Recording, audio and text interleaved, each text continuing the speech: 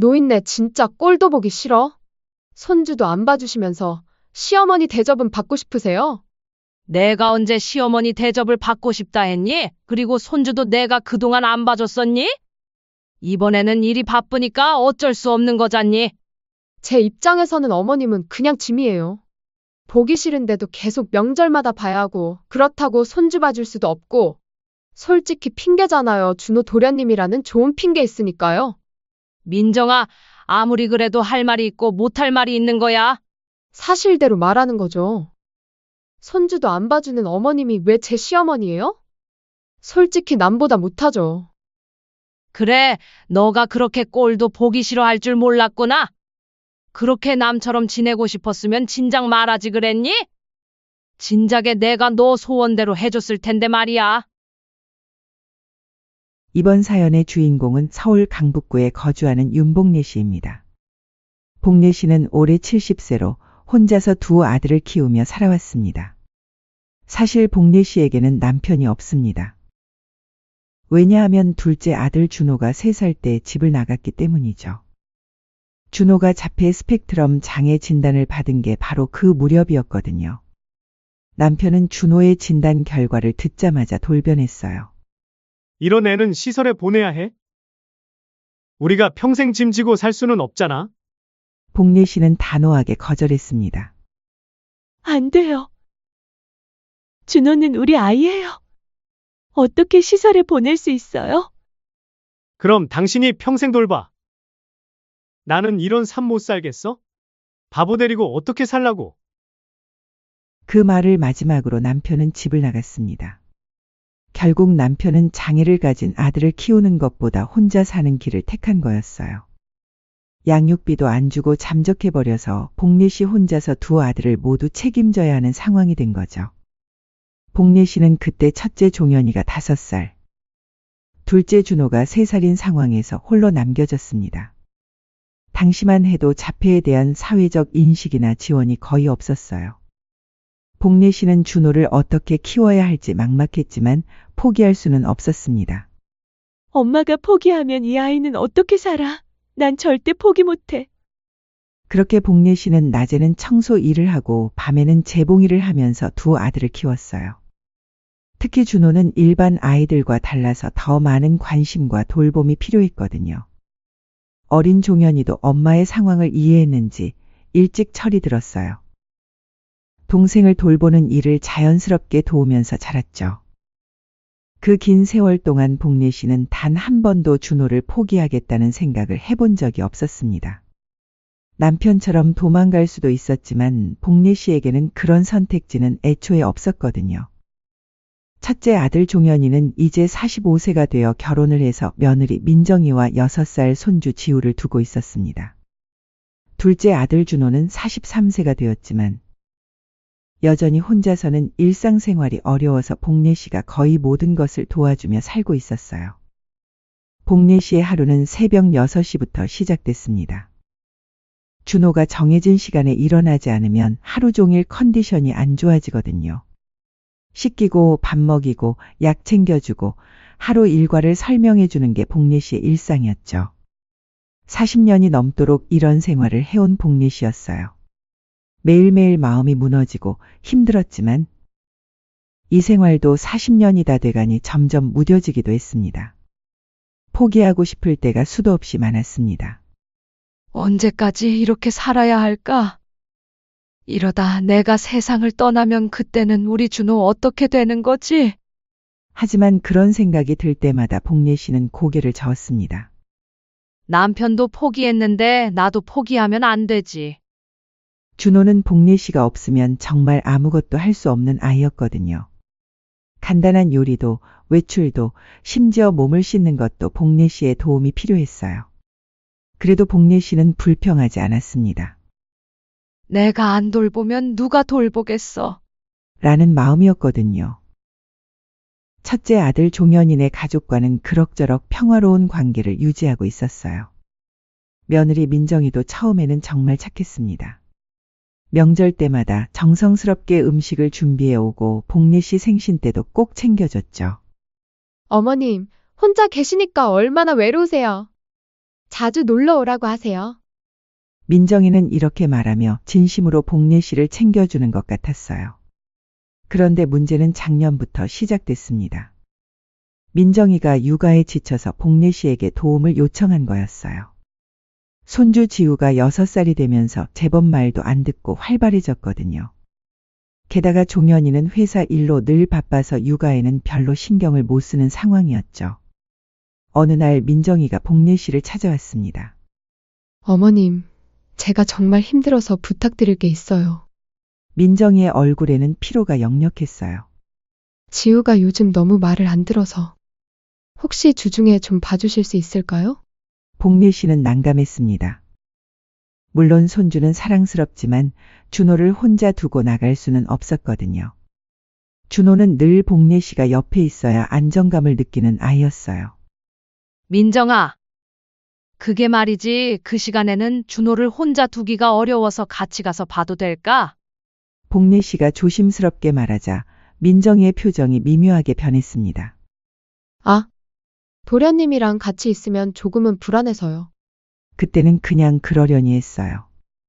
복례 씨는 서운했지만 이해해 보려고 했습니다. 아, 내가 도와달라는 부탁을 거절해서 기분이 상했나 보다. 사실 복례 씨도 알고 있었어요. 시어머니가 손주를 봐주는 게 당연한 건 아니라는 것도, 며느리가 육아에 지쳐서 힘들어한다는 것도 말이에요. 그래도 가끔은 기대고 싶을 때가 있을 텐데. 복례 씨 자신도 40년 전 어린 아이 둘을 혼자 키울 때 얼마나 막막했는지 기억났거든요. 그때 도와줄 친정엄마도 시어머니도 없었던 복례 씨였으니까. 민정이의 마음을 이해 못하는 건 아니었어요. 그래서 복례 씨는 더욱 미안한 마음이 들었습니다. 내가 좀 더 융통성 있게 도와줄 방법이 없을까? 그렇게 자폐아를 잠깐 돌봐주는 보호자를 고용해 손주를 보는 일을 조금이라도 도와주고자 아들 집에 자주 찾아가게 되었습니다. 하지만 그마저도 오래 머물 수도 없고 아예 손주를 맡아서 봐줄 수도 없었죠. 딱 2시간에서 3시간 정도밖에 있을 수가 없어 잠깐 가서 도와주고 오는 게 전부였습니다. 그런데 그 이후부터 민정이의 태도가 조금씩 달라지기 시작했습니다. 전에는 복례 씨가 종현이네 집에 가면 반갑게 맞아줬는데 이제는 그냥 인사도 안 하더군요. 예전에는 함께 차도 마시고 이런저런 이야기도 나눴는데 이제는 그런 것도 없었죠. 그렇게 몇 달이 지났는데 며느리의 말이 점점 날카로워졌어요. 어머님, 애도 안 봐줄 거면서 왜 자꾸 오세요? 어느 일요일 복례 씨가 손주 얼굴이 보고 싶어서 갔을 때 민정이가 한 말이었습니다. 복례 씨는 귀를 의심했어요. 민정아, 그게 무슨 말이니? 아니, 어머님은 도움은 안 주면서 와서 애만 귀찮게 하고. 지우도 할머니 오면 오히려 더 칭얼거리거든요. 너가 저번에 도와달라고 해서 잠깐이라도 와서 도와줄까 해서 왔지. 아니요. 하루 종일 봐주시는 거 아니면 그냥 오지 마세요. 괜히 시어머니랑 있으면 불편하기만 하고 걸리적거리기만 하니까요. 복례 씨는 할 말을 잃었습니다. 준호 때문에 도와주지 못하는 걸 이해해 달라고 말했건만 이런 소리를 들을 줄은 몰랐거든요. 더 충격적인 건 며칠 후였습니다. 복례 씨가 우연히 아들 집에 반찬을 해주러 갔을 때 종현이와 민정이가 대화하는 소리를 들었거든요. 다른 집 시어머니들은 다 손주 봐주는데 우리 어머니는 준호 도련님 핑계로 아무것도 안 해주잖아요. 첫째 아들 종현이가 중간에 끼어들었지만 며느리 민정이는 계속했어요. 아무리 자폐라고 해도 하루 이틀 혼자 둔다고 죽지는 않을 텐데 괜히 손주 봐주기 싫고 귀찮아서 핑계대는 것 같아요. 복례 씨는 가슴이 무너지는 것 같았습니다. 준호가 얼마나 섬세하고 예민한 아이인지, 혼자 두면 얼마나 불안해하고 어떤 일이 벌어질지 모르는지 며느리는 전혀 모르고 있었던 거죠. 그날 밤 복례 씨는 잠을 이룰 수 없었어요. 내가 뭘 잘못한 걸까? 정말 내가 이기적인 건가? 하지만 아무리 생각해도 준호를 혼자 둘 수는 없었습니다.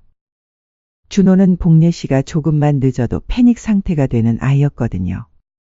그런데 며느리의 공격은 여기서 끝나지 않았습니다.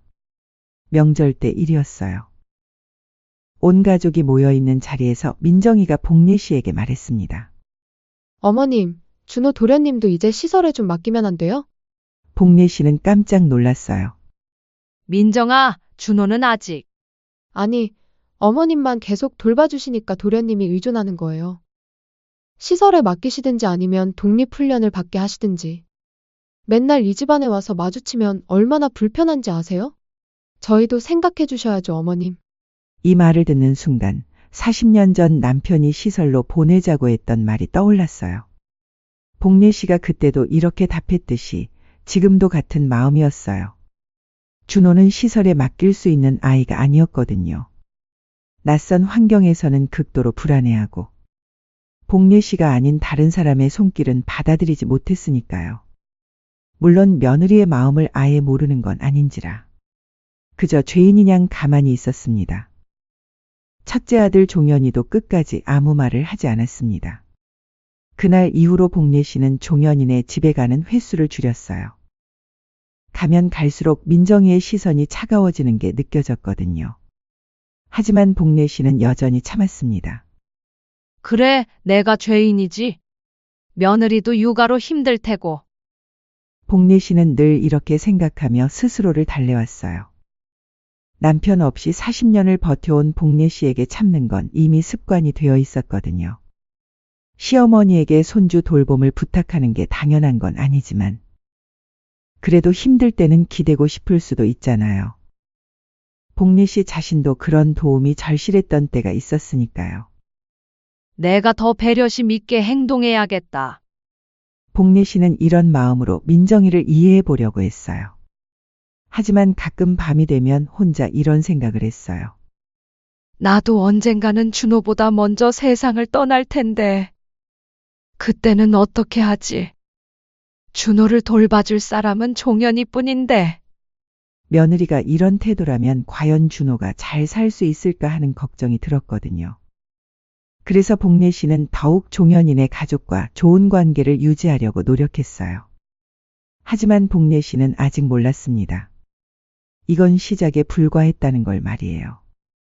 복례 씨의 인내심을 완전히 무너뜨릴 일이 곧 벌어질 거라는 사실을 말입니다.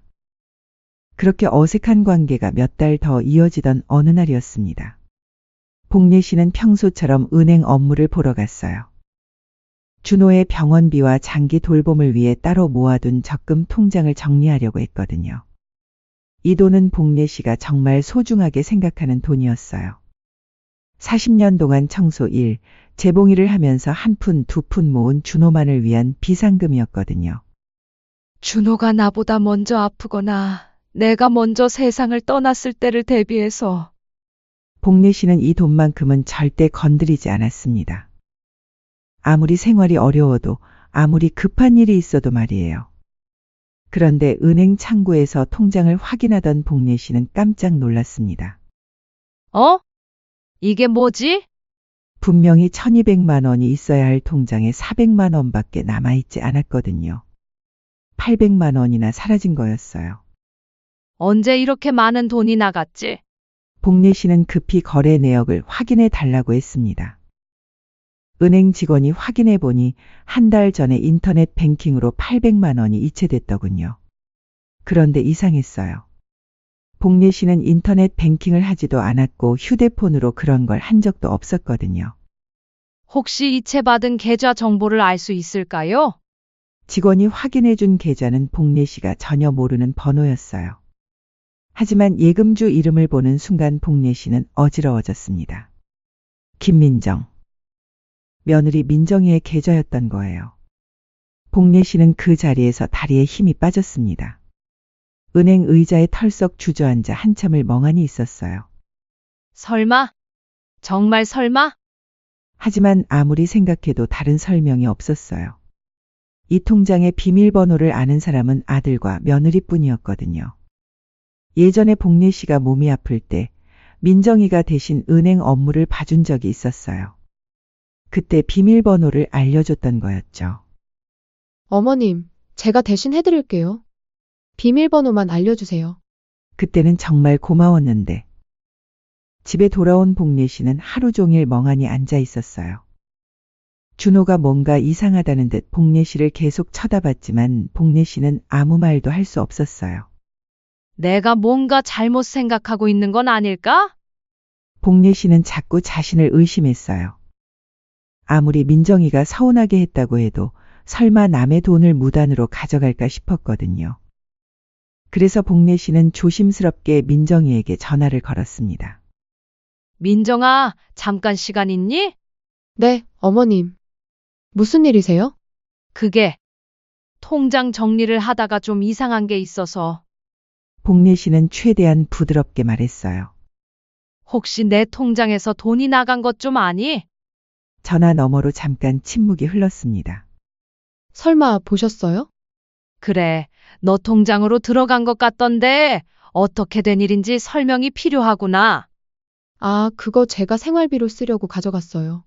아무리 그래도 그렇지 마음대로 가져가면 어떡하니? 어머님, 애 키우는데 얼마나 돈이 드는지 아세요? 그깟 천도 안 되는 돈이 뭐가 그렇게 아깝다고 그래요? 복례 씨는 귀를 의심했습니다. 민정아, 그게 무슨 말이니? 어머님은 준호 도련님만 챙기시고 저희한테는 도움도 안 주시잖아요. 손주 봐달라고 해도 안 봐주시고. 그런데 돈까지 안 주시면 저희는 어떻게 살라고 그래요? 어차피 나중에는 다 저희 목 아니에요? 내가 너희한테 돈을 안 해줬다니? 너희 집도 사주고 생활비 빠듯하다 했을 때도 몇 번 보내주지 않았니? 그것만 모아도 돈 1,000만 원은 되겠구나. 어머님, 눈치가 있으면 생활비 그거 몇 번 몇 푼 준 거 가지고 생색은 내지 마셔야죠. 그리고 집 주셨다고 그럼 제가 무릎이라도 꿇을까요? 복례 씨는 말문이 막혔습니다. 이게 정말 며느리가 할 수 있는 말인가 싶었어요. 민정아, 조금 흥분한 것 같은데 그 돈은 준호가 나중에? 어머님, 솔직히 말씀드릴게요. 어머님은 애도 안 봐주고 돈도 안 주고 노인네 진짜 꼴도 보기 싫어요. 꼴도 보기 싫다고? 어떻게 그런 말을 할 수 있니? 제 입장에서는 어머님은 그냥 짐이에요. 보기 싫은데도 계속 명절마다 봐야 하고 그렇다고 손주 봐줄 수도 없고 솔직히 핑계잖아요. 준호 도련님이라는 좋은 핑계 있으니까요. 복례 씨는 전화기를 든 손이 떨렸습니다. 어머님도 이제 나이 드셨으니까 현실을 받아들이세요. 준호 도련님 시설에 보내기 전까지는 이 집에 며느리는 없다 생각하세요, 어머님. 복례 씨는 더 이상 들을 수 없었습니다. 민정아, 너가 힘들고 짜증나는 것도 이해하는데 그래도 할 말이 있고 못할 말이 있는 거야. 사실대로 말하는 거죠. 손주도 안 봐주는 어머님이 왜 제 시어머니예요? 솔직히 남보다 못하죠. 그렇게 며느리와의 통화는 상처로 남고 끊었습니다. 그렇게 충격에 빠진 복례 씨는 첫째 종현이에게 보자고 했고 그날 저녁 아들 종현이가 찾아왔고 복례 씨는 조심스럽게 말했어요. 무슨 일이세요, 엄마? 복례 씨는 통장 일과 민정이와의 통화 내용을 차근차근 설명했습니다. 종현이의 얼굴이 점점 어두워졌어요. 엄마, 정말 그런 일이? 엄마, 민정이도 요즘 많이 힘들어해요.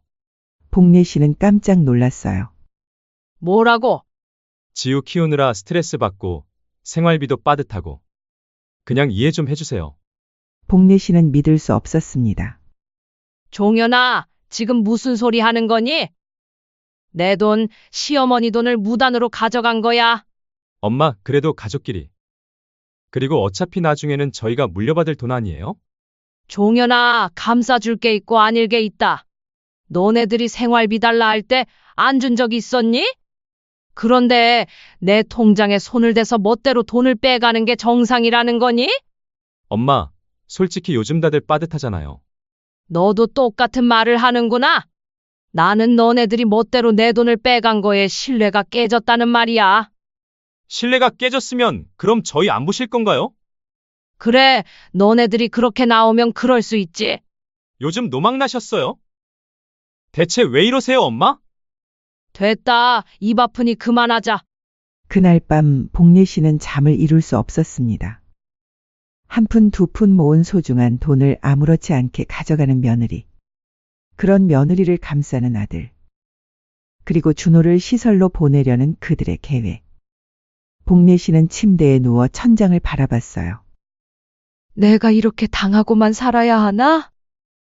예전에는 단순히 자폐아를 가진 이유 하나만으로 복례 씨는 죄인인 것 마냥 위축되고 참으며 이해하려고 노력했어요. 하지만 이번만큼은 달랐습니다. 준호를 위해 평생 모은 돈을 훔쳐가고도 뻔뻔하게 구는 며느리. 그런 며느리를 감싸는 아들. 받기만 하는 것이 당연한 자식들. 복례 씨는 그날 밤 장롱 속에서 무언가를 꺼냈습니다. 집 등기 권리증과 도장, 그리고 나머지 통장들이었어요. 그래. 너희 말이 맞다. 나는 꼴도 보기 싫은 짐 같은 존재니까. 복례 씨의 눈에서 눈물이 흘렀습니다. 하지만 이제 더 이상 슬픔의 눈물이 아니었어요. 그럼 내가 너희 소원을 들어줘야지. 복례 씨는 조용히 결심했습니다. 이제 정말 모든 걸 정리할 때가 왔다고 말이에요. 복례 씨는 그날 밤부터 조용히 움직이기 시작했습니다. 먼저 복례 씨가 한 일은 신뢰할 만한 법무사를 찾는 거였어요.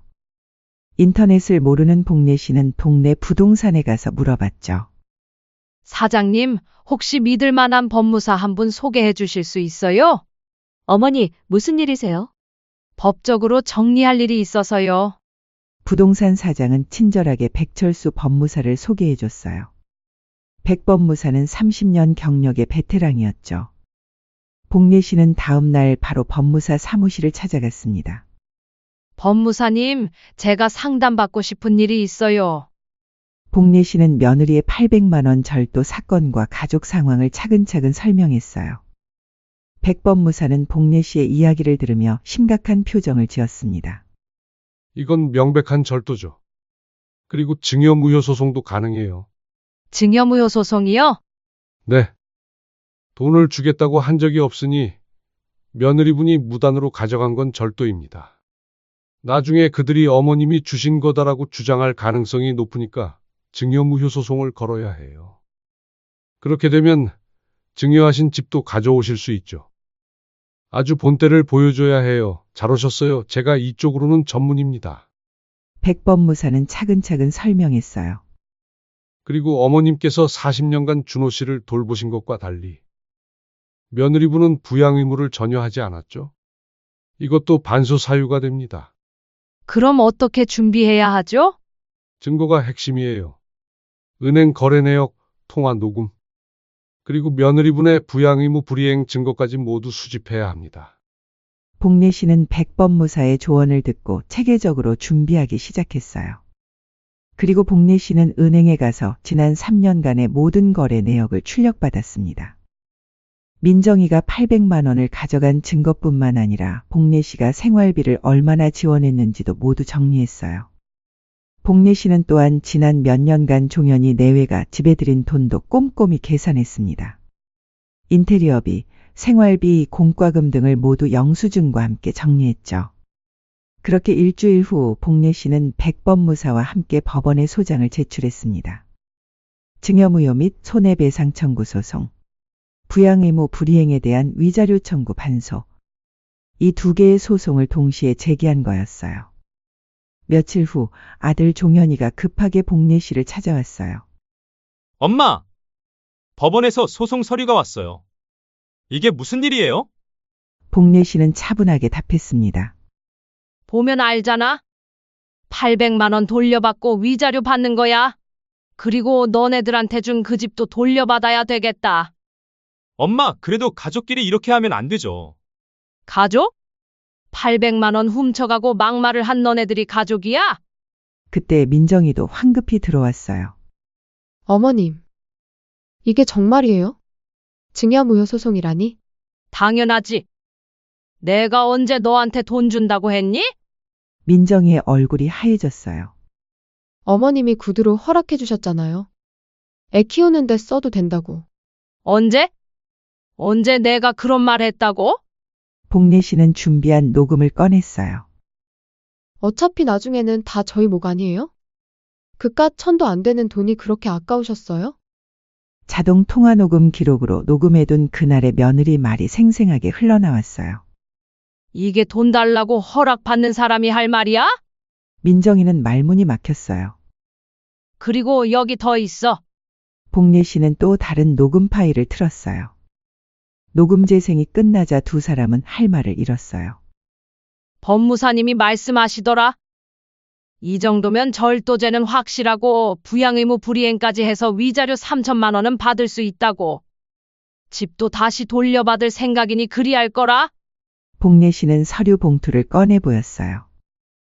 여기 지난 3년간 내가 너희 생활비로 준 돈 내역서. 총 2,400만 원이야. 계산해 보니까 더 괘씸하더라. 3년 동안 2,400만 원이나 받아갔으면서 부족했니? 그런데 엄마, 우리 어디서 살라고요? 집 가져가셔서 갑자기 나가라고 하시면? 너네들이 알아서 해야지. 너네들이 말했지? 남처럼 살고 싶다고.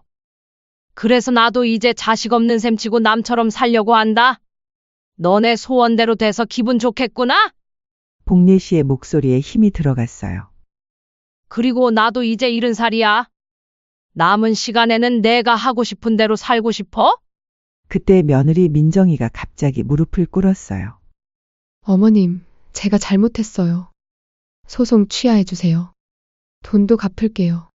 하지만 복례 씨는 흔들리지 않았어요. 이제 와서 사과. 법정에서 하라고. 어머님, 그래도 지우는 어떻게 해요? 애는 죄가 없잖아요. 민정이가 울면서 말했어요. 복례 씨는 잠시 마음이 흔들렸지만 곧 단호해졌어요.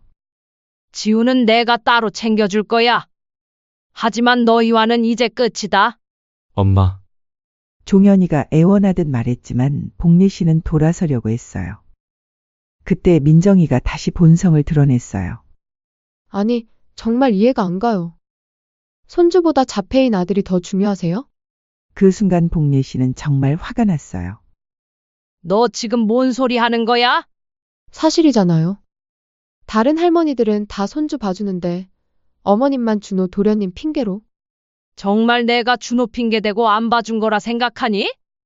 그리고 애초에 손주 봐주는 게 의무도 아니잖니?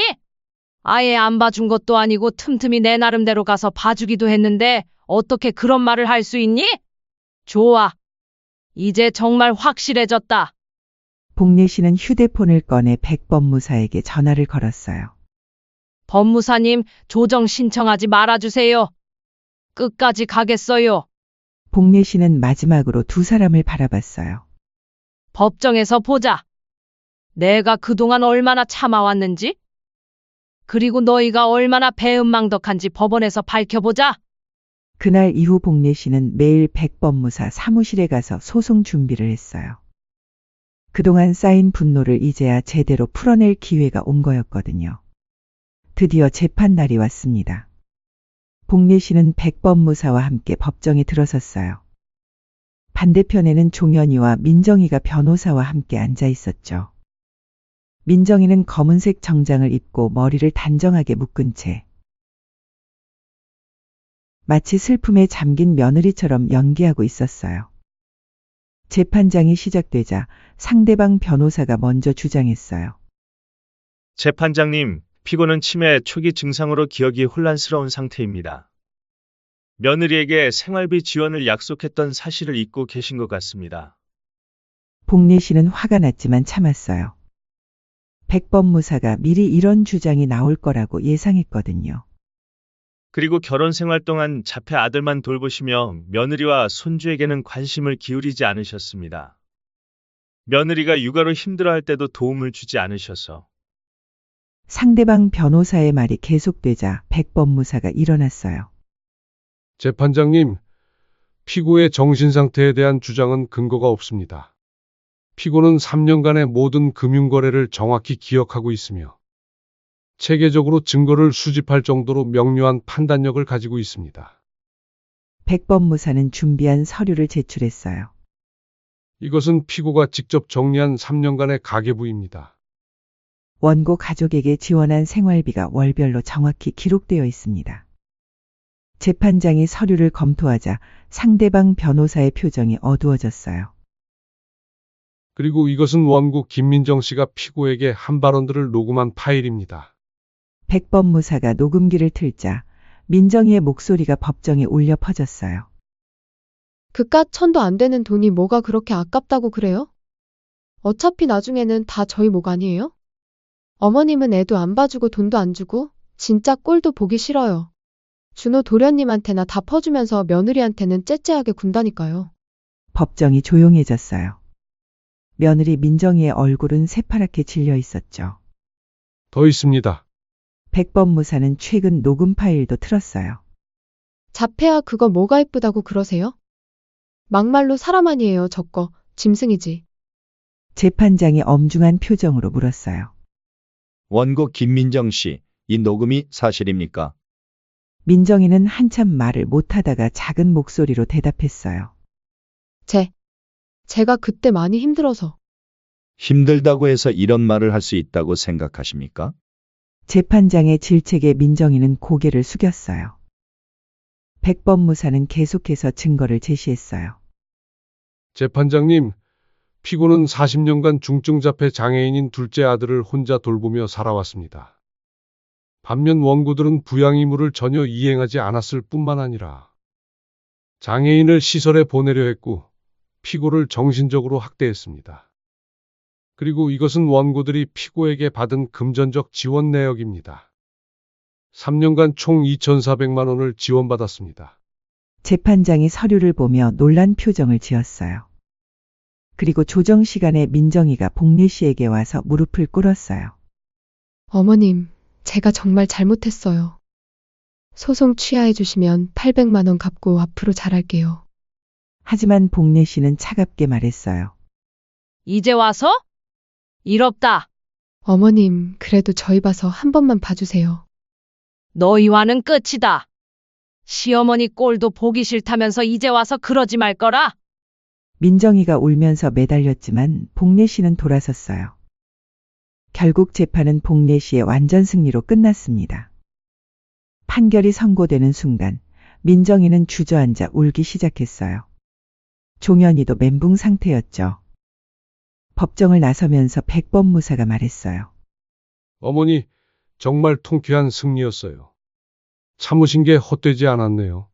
복례 씨는 처음으로 마음 깊은 곳에서 우러나는 미소를 지었어요.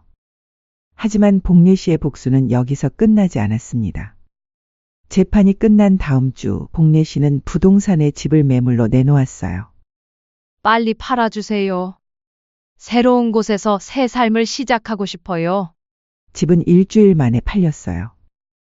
복례 씨는 그 돈으로 조용한 동네로 이사를 갔답니다. 종현이와 민정이는 복례 씨에게 3,800만 원을 갚아야 했지만 돈이 없었어요. 결국 민정이는 친정으로 돌아가 아이를 데리고 혼자 살게 됐어요. 종현이는 회사에서도 잘리고 갈 곳이 없어서 고시원에서 지내다가 결국 노숙자가 됐죠. 어느 날 복례 씨는 우연히 역 앞에서 종현이를 봤어요. 40년 전 어린 아들이었던 종현이가 이제 초라한 중년 남자가 되어 있었어요. 복례 씨는 그 모습을 멀리서 바라봤지만 다가가지는 않았어요. 자업자득이야. 복례 씨는 그냥 돌아섰어요. 그렇게 폭풍과도 같은 재판이 지나고 몇 달 후 복례 씨는 혼자 바닷가 여행을 떠났어요. 준호와 함께 조용한 펜션에서 며칠을 보냈죠. 바다를 바라보며 복례 씨는 중얼거렸어요. 40년 동안 참고 또 참았는데 이제야 내 인생을 살게 됐구나. 복례 씨는 파도 소리를 들으며 생각했어요. 때로는 참는 것만이 능사가 아니라는 걸 말이에요.